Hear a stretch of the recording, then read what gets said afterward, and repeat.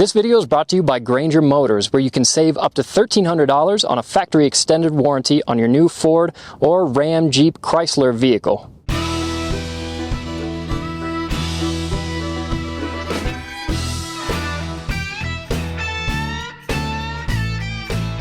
Here I have two brand new pickup trucks with a new, more powerful engines and electric motors that we've never tested before.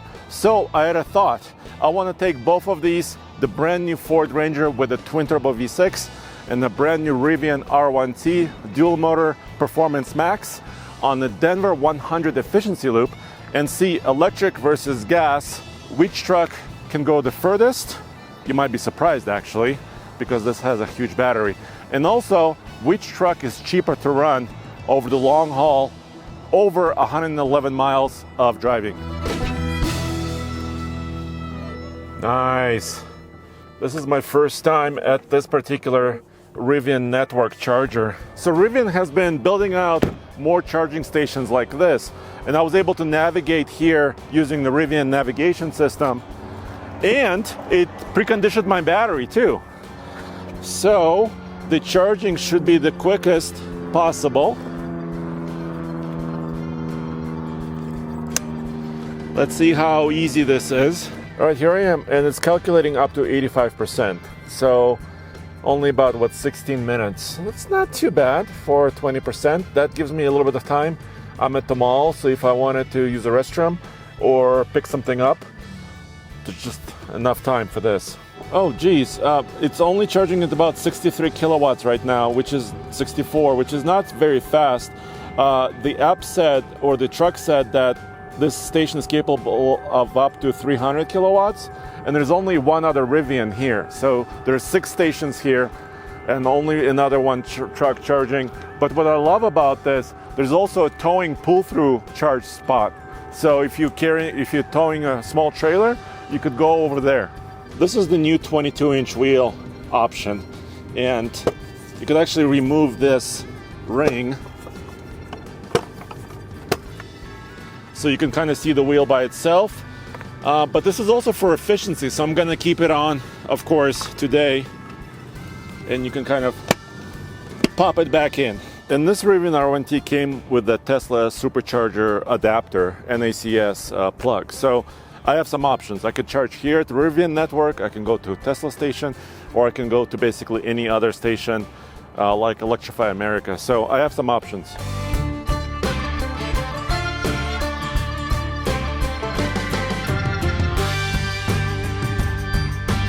There it is. I'm at 80%. This is where I'm gonna keep it for this Denver 100 loop. I'm ready to go. I'm gonna reset trip B.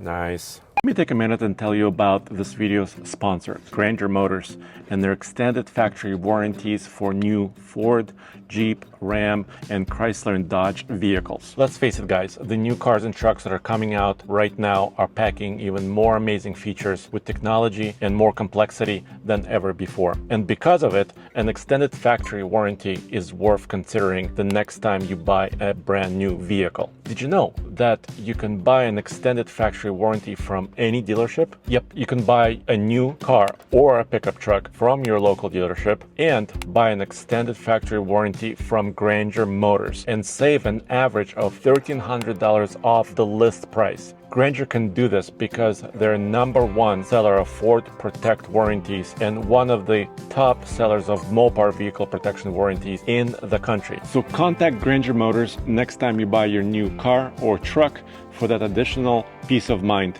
Just use the link in the description below.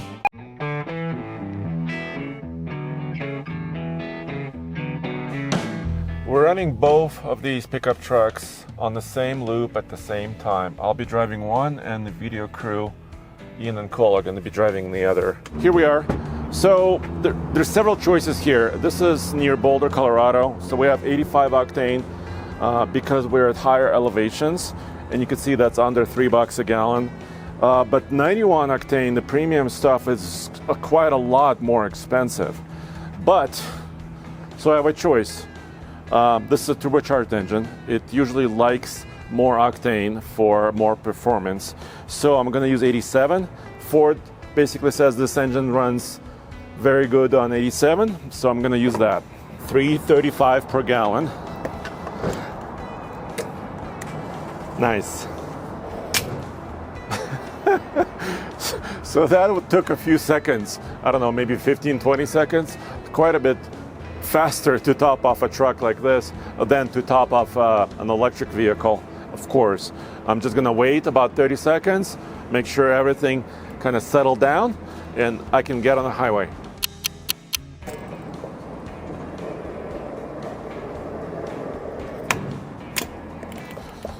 All right, I'm ready to go. I reset my trip meter. This truck has over 4,400 miles on its odometer, so it's been broken in. So this should be a pretty fair test. So right now you're probably typing already your comment, Andre, why are you comparing two pickup trucks that never compete? Well, you're right. Yeah, this is not apples versus apples. This is a little bit more apples versus oranges. But listen to this. These two trucks are almost the same size. The Rivian R1T is about 6 inches longer, only about 6 inches longer than the Ranger. And we always said that the Rivian pickup truck is kind of a tweener. So it's between a mid-size and a full-size pickup. And they have actually very similar payloads, not similar prices. I'll talk about prices, how much these two cost at the end, near the end of this video. But we are running our Denver 100 loop. It's still the same route we've ran for several years. We're using the toll road 470 around Denver, Colorado. It's approximately 111 miles. And we're running both trucks at the same time. The video crew is driving the Ranger right now. I'm in the Rivian, and then we'll swap halfway through using the same route, mostly highway. Now, I said that we haven't tested these two trucks before, and that's correct. The truck I'm in right now, the R1T Dual Motor Performance Max. It's a long name, but it means a couple things. First of all, there's one motor in the front and one in the rear. We've tested Rivian pickup trucks before, but all of those have been quad motors. This is our first chance with a dual motor in Colorado. Now, Max means it has the biggest battery and the longest range. Rivian says 420 miles of maximum range. This is also Gen 2 of the chassis, so even though from the outside this truck may not look very different from the previous iteration of the Rivian truck, but underneath it's quite different. New motor design, a larger battery in this case, dual motors like I said, new electrical architecture, new software architecture. They saved a bunch of weight, removed a lot of wires, simplified, and yeah, we are now in the second generation of this truck. I set my cruise control at 75. Most of this route is actually 75, sometimes 65. But listen to this, listen to these specs. 665 horsepower on this performance version of the dual motor. Yeah, that's a lot. And 420 miles of maximum range according to Rivian. I have 22s like I showed you. And I'm in all-purpose mode. It's kind of the lowest ride height. This is kind of the most efficient way to run this truck. It's got a tonneau cover in the back. And it's kind of hunkering down right now. It's got adjustable air suspension. That's the best way to do it. We're at about 5,000 feet above sea level here in Denver. And I'm gonna run it until we get back to the same station. It's a loop. Look at this, I double tapped my controller here, and right now it's in highway assist mode. They've been improving and working on this software continuously. And this is not a true like long range hands-free mode. I think it will remind me to put my hands on pretty soon, like right now. It kind of wants me to keep touching the steering wheel. But my perspective here, and I've tested every hands-free system basically in a pickup truck or an SUV available right now. It seems really centered. It's not bouncing between within the lane. Feels very confident, and it's also, of course, an adaptive cruise control system, so it will keep the distance in front of me and the vehicle that's just beyond. So far, it's working really well.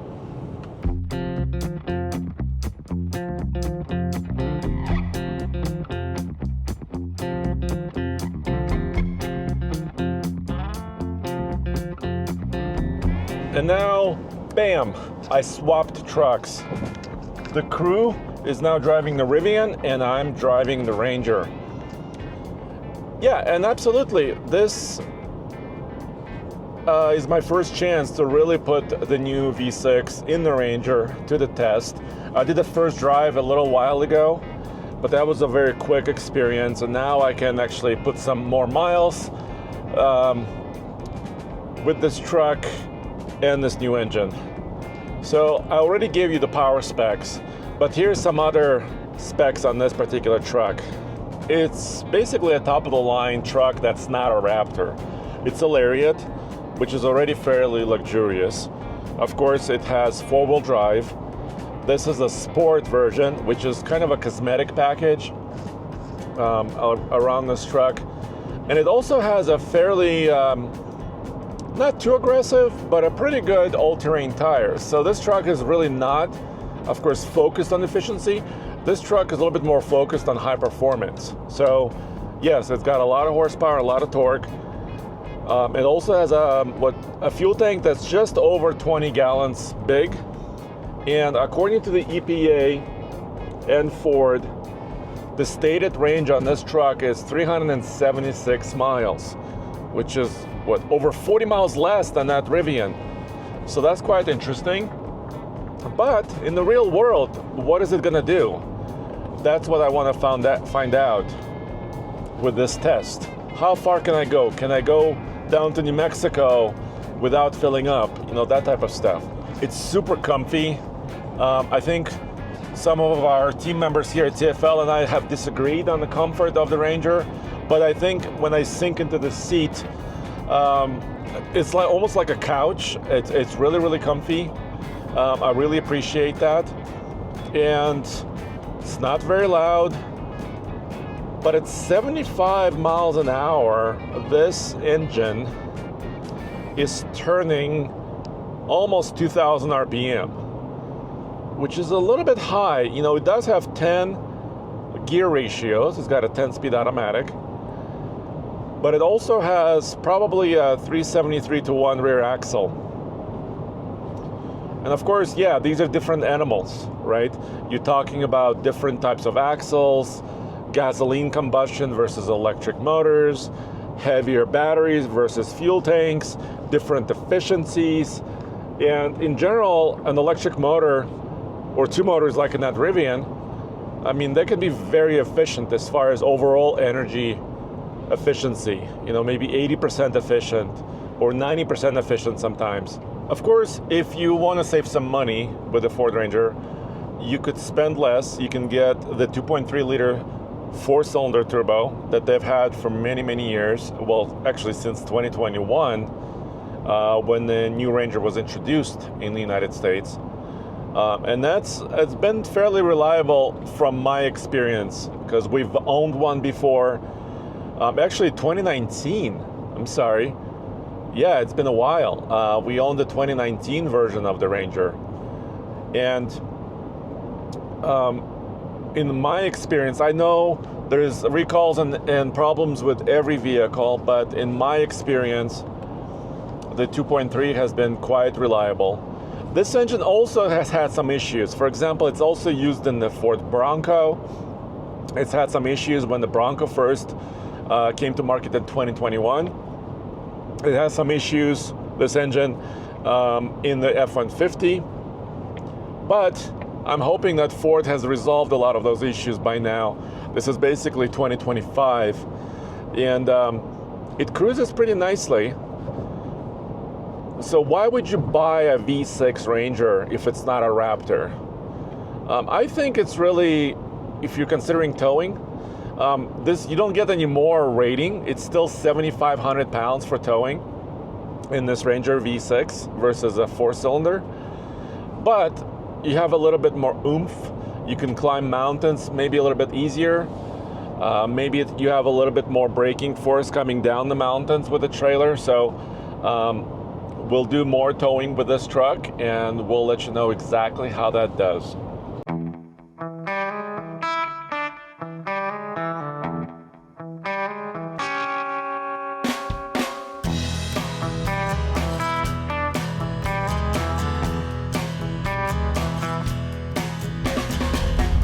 All right, and now, bam, I'm back in the Rivian. Magic. And here's an update. We're almost done with this loop. We've gone over 90 miles, and it's about a 111-mile loop. In the Rivian, it says I've used about 35 kilowatt hours of energy, about 25% of the battery. And it says 2.52 miles per kilowatt hour is my current average. In the Ranger V6 twin turbo, it told me about 23.8 MPG on the same distance. We just switched trucks. So the EPA rates the Ranger at 23 MPG on the highway, and the EPA rates the R1T dual motor performance max at around 85 MPG equivalent. And at the end of the video, when we get the final results, I'll be able to show you the comparison. I can convert the gallons into equivalent energy of electricity, and you'll be able to see exactly how both of these vehicles compare, how much energy they used, and how much it cost. What was the difference? Let's keep on trucking.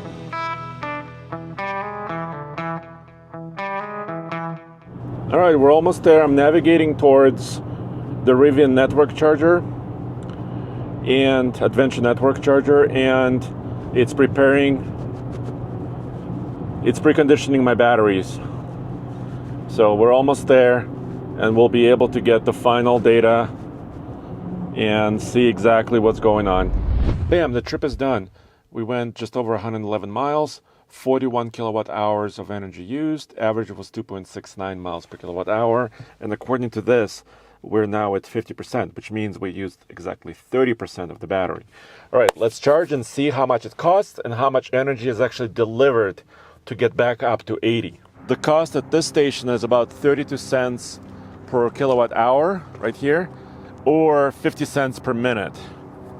That's after idle time. So we're focused on this number, and if we're here for too long taking up space, of course it will charge us more. There's nobody here right now, so we should be able to charge as quickly as possible.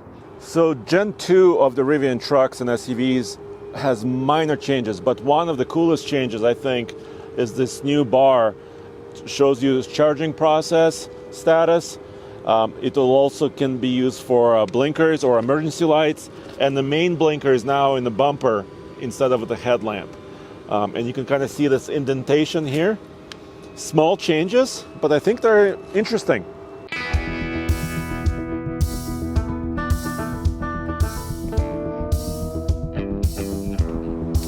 Yes, we're back. Check it out. So the trip meter says 24.4 MPG on this loop. It's better than the EPA says on the highway, so let's see what it actually is. Cole, I'm gonna time in this, okay? I'm just gonna leave my timer running in here because we're comparing against electricity. Okay, once again, 87 octane. And I'll tell you exactly how long this takes, what the final dollar amount is, and what the efficiency is. All right, Cole, so the first part of this fill up took about 1 minute and 15 seconds. And then, of course, we'll top off, so it's gonna take a tiny bit more time. But that's kind of how it goes. I mean, it's about a minute or several minutes, bam.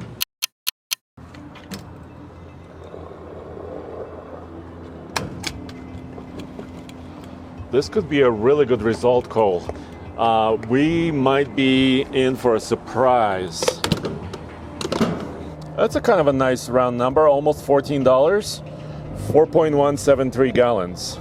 Now let me do the calculation. So 111 miles of driving, divide by 4.173, 4.173 equals 26.6. That's a great result, and it's way better than the EPA. It's way better than some of the other Rangers we've tested. So maybe this engine just kind of just goes at an easy pace on a highway and just gets really good efficiency. I'm very impressed. Let's see if the Rivian can get under $14, and let's see what the final energy usage is. Here's another thing I want to know. So the Ranger used 4.173 gallons, and according to the EPA, a gallon of gasoline is equivalent to about 33.7 kilowatt hours. So if I multiply these gallons by 33.7, I used about 140.6 kilowatt hours to make this trip. But the Rivian said I used about 41 kilowatt hours. So let's see, if I divide this by 41, that means the electric pickup truck is about 3.4 times more efficient than the gasoline one. But you pay in time, because here this is still charging and we already filled up the Ranger. So you gain efficiency, but you lose time.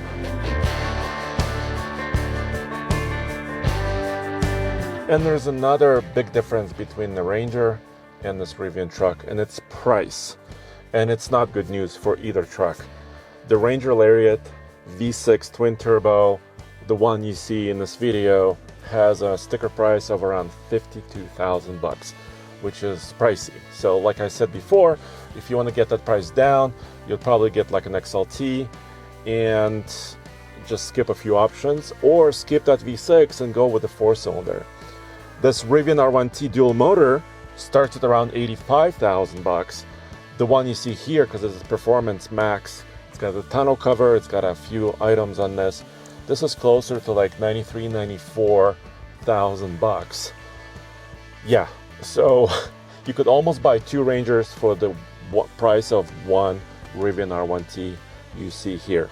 It gave us 43.53 kilowatt hours, and the truck said it used 41 kilowatt hours, which means the transmission, there was a couple of kilowatt hours lost during the session between the station and the truck.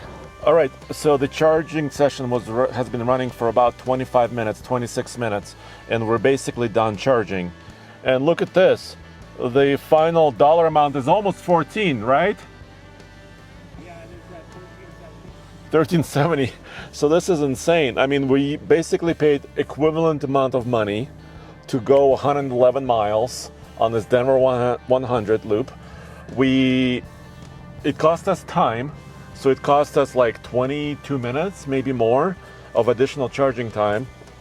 But the Rivian is way more efficient overall. It used a lot less energy. That's the final verdict. So let me know what you think in the comments below. Check out oldtfl.com for all the latest and greatest automotive news and real-world reviews.